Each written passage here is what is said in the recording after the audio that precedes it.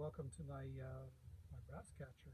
I have retired and I am now unbusy, and this is what I do with my time. I spend most of my time out wandering the desert and watching the firearms market. And I have to say, in my opinion only, the firearms market has largely collapsed.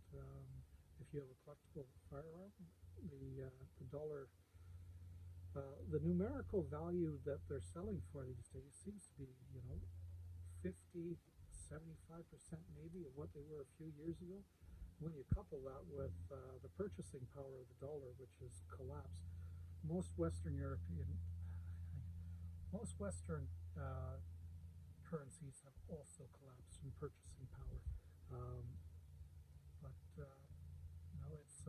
It's a good time if you're a buyer for collectibles. It's a bad time if you're in economic distress.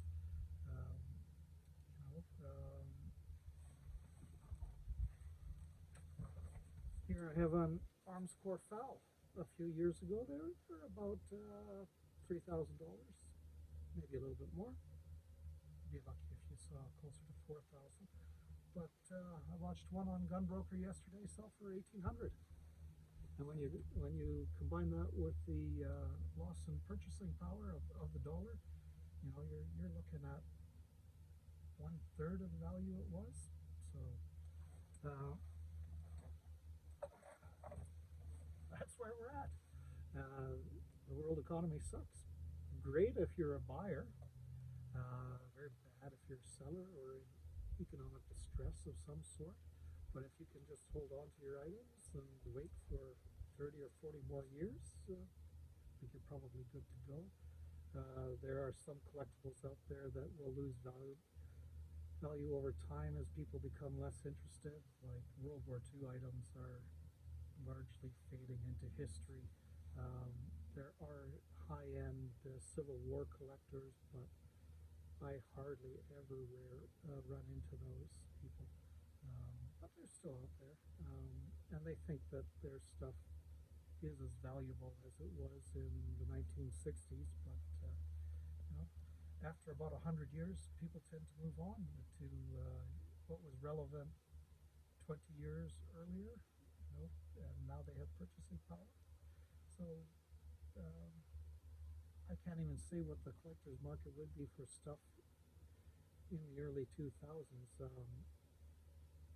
We had Somalia. Bosnia War had just ended recently. But there's lots of Yugo stuff out there on the market. But yeah,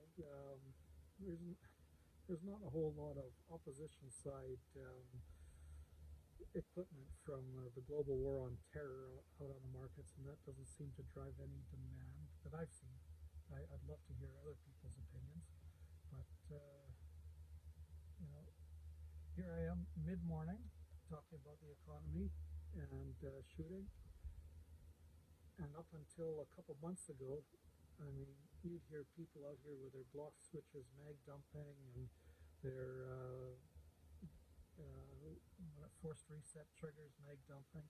And here I am. It's the middle of the day, and I've seen a couple of scavengers go by looking for metal and brass, and some people are now down to looking for lead.